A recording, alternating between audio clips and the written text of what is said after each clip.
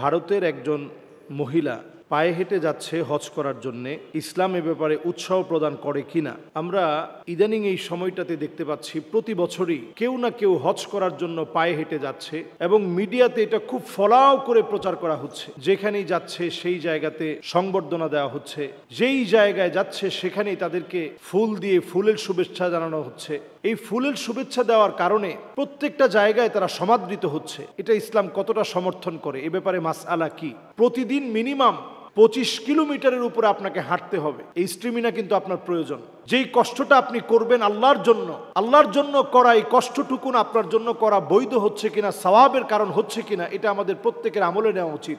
সে আল্লাহর ঘর পর্যন্ত যাবে। সানা আনসারী নামে যে নারী যাচ্ছে, আপনারা নিশ্চয়ই দেখতে পাচ্ছেন, তার নিজস্ব একটা ফেসবুক পেজ আছে, যে পেজের ভিতরে নিয়মিত আপডেট দেওয়া হচ্ছে এখন কোথায় আছেন, কিভাবে যাচ্ছেন। এই পথ কিন্তু লম্বা পথ পরিক্রমা। যিনি যাচ্ছেন পায়ে হেঁটে এই যাওয়ার পথে এই লম্বা পথ পরিক্রমা পাড়ি দিয়ে যেতে হবে। এই যেতে গিয়ে যেই জায়গাগুলো পার হতে হবে, এটা সহজ বিষয় না। কিন্তু তাকে যেতে হলে যাওয়া লাগবে প্রতিদিন 25 কিলোমিটার হেঁটে। প্রতিদিন একজন নারী 25 কিলোমিটার প্রতিদিন হাঁটবে। একা একা যদি এই পথে সে হাঁটতে থাকে, নানা রকমের বাধা বিপত্তি আসতে পারে। কোন কোন জায়গা তাকে পার করতে হবে একটু চিন্তা করেন। তাকে পার করতে হবে, সে অলরেডি এখন মহারাষ্ট্রে আছে, এখান থেকে হাঁটা শুরু করেছে অলরেডি। তাকে পার করতে হবে গুজরাট, রাজস্থান, হরিয়ানা, পাঞ্জাবের ওয়াগা বর্ডার পার হয়ে পাকিস্তানে পৌঁছাবে। এরপরে সেখান থেকে ইরান, এরপরে ইরাক, এরপরে কুয়েত পাড়ি দিয়ে পৌঁছাবেন সৌদি আরবে। এই হচ্ছে তার পথ পরিক্রমা। একজন নারী এত লম্বা পথ যদি পাড়ি দেয়, তার সাথে যদি মাহরাম না থাকে, আপনার হজ আল্লাহ রাব্বুল আলামিন কেমন করে কবুল করবে? এই লম্বা পথে আপনি কোথায় ঘুমাবেন? এর আগে শিহাব চত্বর নামে যে গিয়েছে, সে তার স্থানীয় যে মসজিদ পেয়েছে সেখানে অবস্থান করেছে। একজন নারীর জন্য এটা কতটা কঠিন হবে চিন্তা করেন। এখন এই বোন তার সাক্ষাৎকারে বলেছে যে আমার মাহরাম তিনি আমার সাথেই আছেন, যদিও তিনি হেঁটে আসেন নাই, তিনি আসবে বিমানে। এটাও নতুন একটা প্রসেসিং শুরু হয়েছে। যখন আপনি নিজে যাবেন, সবাই আপনার প্রতি একটা সৌহার্দ্যপূর্ণ আচরণ দেখাবে, আপনাকে হয়তো হাদিয়া দিবে, উপঢৌকন দিবে। এগুলো সব মিলিয়ে এরপরে আপনি আপনার পরিবারকে নিয়ে গেলেন, তারা হয়তো বিমানে চলে যাবে। এই বিষয়গুলো ইসলাম আসলে, যদিও আপনি পায়ে হেঁটে গেলে, আপনি নারী হিসেবে এটা আপনি অবশ্যই আপনার মাহরামের প্রয়োজন। মাহরাম ছাড়া কোনোভাবেই একজন নারীর পথ, কখনো পথ পরিক্রমা সহজ হতে পারে না। মাহরাম ছাড়া এই হজ আল্লাহর কাছে কবুল হবে না। এই জন্য যারাই আমরা এই জাতীয় নিয়ত করতেছি, দেখবেন আগামী বছর আমাদের বাংলাদেশের কোন নারী সেও সাহস করবে যে আমাকেও হজ পায়ে হেঁটে করা লাগবে। আগে আমরা যেমন দেখতাম বিভিন্ন জন ফেমাস হওয়ার জন্য, গিনিস ওয়ার্ল্ড বুকে নাম লেখানোর জন্য অনেক কিছু করছে, অনেক পাগলামি মানুষ করতো। লম্বা নখ রাখা, লম্বা চুল রাখা, এমনকি মানুষের নিজের গোসল টোসল সব বাদ দিয়ে নানা রকমের একটা উদ্ভট জীবন যাপন করা, এগুলোর মধ্য দিয়ে মানুষ ফেমাস হওয়ার চেষ্টা করত। এখনকার এই সময়ে এসে আমরা দেখতেছি অনেকে ইসলামকে বিক্রি করে, ইসলামকে সামনে রেখে ফেমাস হওয়ার চেষ্টা করে। আল্লাহ রাব্বুল আলামিন হজ তো আপনার উপরে ফরজই করে নাই। যদি আপনার সামর্থ্য না থাকে, সামর্থ্য যখন আসবে তখন আপনাকে হজ করতে হবে। সামর্থ্যের বাহিরে আল্লাহ রাব্বুল আলামিন কারো উপরে হজকে চাপিয়ে দেন না। কাজী সানা আনসারী সহ যতজনই পায়ে হেঁটে হজ করার জন্য চিন্তা ভাবনা করছেন, আপনাদের প্রত্যেকের ভাবা উচিত এই কাজটা আমার জন্য, এই কষ্টটা সওয়াবের কারণ হবে কিনা। ওমর রাদিয়াল্লাহু তাআলা আনহু খ্রিস্টান একজন পাদ্রীর দিকে তাকায় তিনি কাঁদলেন, যাহারে এই লোকটার এত কষ্ট আল্লাহর কাছে কোনো মূল্য হিসাবে আল্লাহর কাছে গৃহীত হবে না। অনেক সময় আমরা এই কষ্টগুলো করি, এগুলো আল্লাহ রাব্বুল আলামিনের কাছে কোনো সম্মানের কারণ হবে না। এই জন্য এই বোন যেখানেই যাচ্ছে, অনেকে তাকে লাল গালিচা সংবর্ধনা দিচ্ছে, এরপরে তাকে ফুল দিয়ে সুসজ্জিত করা হচ্ছে এবং সবাই দেখা যাচ্ছে যে ছেলে, তার সঙ্গে অনেকগুলো ছেলে একত্রিত হয়ে হাঁটছে। এই সব বিষয়গুলো ইসলাম কিন্তু সমর্থন করে না। এজন্য আমাদেরকে প্রত্যেকটা কাজ করার আগে সতর্ক হয়ে ইসলামের সমর্থন সওয়াবের কারণ কিনা, এই সব বিষয়গুলো আমাকে চিন্তা ভাবনা করে এরপরে কাজ করতে হবে। এবং দেখুন, এই মহিলা সাথে একটা ছাতা আর 10 কেজির একটা ব্যাগ নিয়েছে। এখানে তার কিছু কাপড় চোপড়, হিজাব, বোরকা এগুলো নিয়েছে, বিছনার চাদর, সামান্য কিছু খাবার নিয়েছে। তো এই যে হাঁটার পথে এগুলো কিন্তু যথেষ্ট হবে না। বিভিন্ন জনের বাড়িতে যাওয়া, এটাও যে কোনো সময় ফিতনা এর কারণ হতে পারে। আল্লাহ রাব্বুল আলামিন। আসসালামু আলাইকুম ওয়া রাহমাতুল্লাহি ওয়া বারাকাতুহু। সম্মানিত দ্বীনি ভাইরা, আমরা অদ্ভুত অদ্ভুত বিষয়গুলো বাংলাদেশে অনেক সময় দেখি। একটি অদ্ভুত বিষয় আমার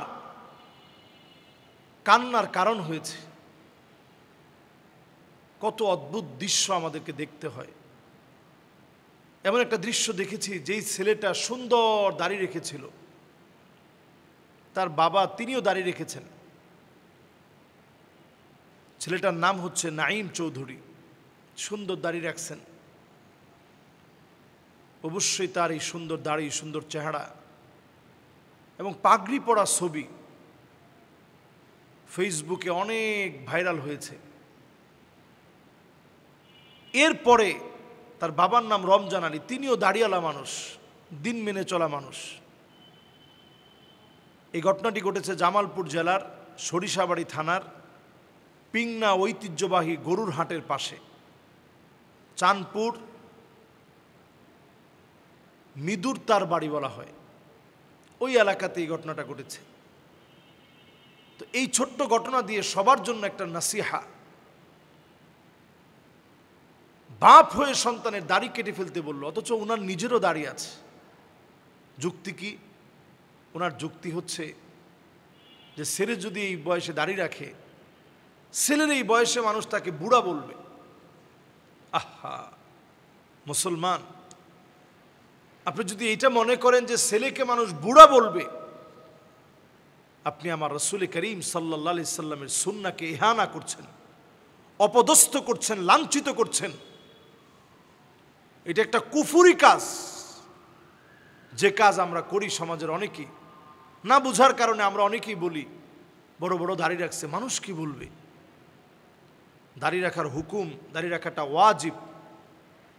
নবী আলাইহিস সালাতু ওয়াস সালাম বারবার আমাদেরকে বলেছেন, জুজ্জু শাওয়ারিব ওয়ারখুল লুহা খালিফুল মাজুস। তোমরা মুসকে কর্তন করো, দাড়িকে নিচের দিকে দাড়িগুলা ছেড়ে দাও। দাড়ি নিচের দিকে ছেড়ে দিতে হবে, এটা ওয়াজিব, তরক করা যাবে না। ওয়াজিব তরক করলে গুনাহ হয়, প্রতিনিয়ত গুনাহ চলতে থাকে। তো চিন্তা করেন, হালকুল লেহিয়া, লেহিয়া একেবারে মুন্ডে ফেলা, সরাসরি চেষে ফেলা, কত বড় গুনাহের কাজ। এই গুনাহের কাজের সঙ্গে বাপ নিজে জড়িয়ে দিয়েছে। আপনি আপনার সন্তানের অধিকার আদায় করতে পারেন নাই। আপনি মনে করেছেন আপনি আপনার সন্তানকে সম্পদ দিয়ে যাবেন, কিন্তু নিজের সন্তানকে আপনি সম্পদ বানাতে পারেন নাই। আমরা অনেক সময় এই সন্তানের এই অধিকারের ক্ষেত্রে ভুল করে ফেলি। তাকে দ্বীন শিখাতে পারি না, তাওহীদ বোঝাতে পারি না, দ্বীনের গুরুত্বপূর্ণ বিষয়গুলো তার মনে আমি জাগ্রত করতে পারি না। এটা আমাদের বড় দুঃখের জায়গা, অভাবের জায়গা। সেদিন অনেক বাপ আল্লাহর জান্নাতে গিয়েও কাঁদবে। والذين آمنوا واتبعتهم ذريتهم بإيمان ألحقنا بهم ذريتهم وما ألتناهم من عملهم من شيء। আল্লাহ বলবেন, গোলাম এখন তোমার কান্না করার কারণ কি? বলবে, আল্লাহ কোথায় আমার ছেলে, কোথায় আমার মেয়ে, এদের কথা বড় মনে পড়তেছে আল্লাহ, এই জন্য কাঁদতেছি। আল্লাহ বলবেন, যাও তার ছেলে মেয়েকে নিয়ে আসো। অনেকেই সেদিন তাকিয়ে দেখবে ছেলে মেয়ের গায়ে জাহান্নামের পোশাক, লোকটা হাউমাউ করে চিৎকার করবে, আল্লাহ এইরকম তো দেখতে চাই নাই। যারা এইরকম দেখতে চান না, নিজে দ্বীনের উপর আছেন, অবশ্যই আপনি আপনার পরিবারের লোকদেরকে দ্বীনের উপর পরিচালিত করেন। সন্তান দাড়ি রেখেছে, অ্যাপ্রিশিয়েট করেন। মেয়েটা হিজাব করে, তাকে আপনি ভালোবাসা দিয়ে, মহাব্বত দিয়ে কথা বলেন। আপনার স্ত্রী হিজাব করে, তাকে আপনি স্নেহাস্পদ ভালোবাসা দিয়ে কথা বলেন, শ্রদ্ধাবোধ বাড়িয়ে দেন। আপনার স্বামী নামাজ পড়ে, আপনি তাকে ভালোবাসতে শিখুন। একটু আয় ইনকাম কম করে, তারপরেও ভালোবাসতে শিখুন। সন্তানের অধিকার নিশ্চিত করুন। আমরা আমাদের সমাজে এই ঘাটতিগুলো যখন দেখি, অনেক পরিবারেই এমন আছে বোন জোর করে ধরে দাড়ি কেটে দিয়েছে, আপনি আল্লাহর কাছে কি জবাব দিবেন? দাড়ি মানুষকে বৃদ্ধ বানিয়ে ফেলে না, তোমার যে আধুনিকতা, ক্লিন শেভ করা, এটা মানুষকে স্কিন ডিজিজের দিকে নিয়ে যাচ্ছে। আজকের মেডিকেল সায়েন্স সেটা প্রমাণিত সত্য হিসাবে এটা প্রুভ করেছে। মানুষের এই যে অ্যালার্জিজনিত নানা ধরনের স্কিন ডিজিজ থেকে ক্যান্সার পর্যন্ত হচ্ছে। একটা পুরুষের সৌন্দর্য হচ্ছে দাড়ির মধ্যে। আল্লাহ তাআলা এই সৌন্দর্য এইভাবে দিয়েছেন, এটার ব্যতিক্রম ঘটানোর কোনো সুযোগ নেই। আশরুম মিনাল ফিতরা, 10টা বিষয় তুমি মানুষ সেটা প্রমাণ করবে। এর মধ্যে 1 নাম্বার বিষয় হচ্ছে কসসুস শাওয়ারিব, মোজগুলা কাটবেন, এটা মানুষ প্রমাণ করবে।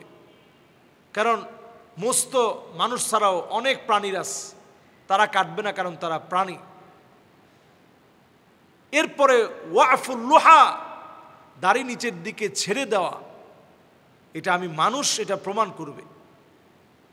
ঠিক তেমনিভাবে নখ কাটা, বগলের লোমগুলো উপড়ানো, নাভির নিচের লোম পরিষ্কার করা, এগুলো স্বভাবীয় মানুষের সাথে স্বভাবজাত বিষয়। এগুলো যখন আপনার ভিতরে থাকবে না, আপনি নিজেরা অনেক বড় মানুষ মনে করবেন, কিন্তু আসলে মানুষ হতে পারেন না। আমাদের সমাজে অনেক জনসংখ্যা আছে, মানুষ নেই।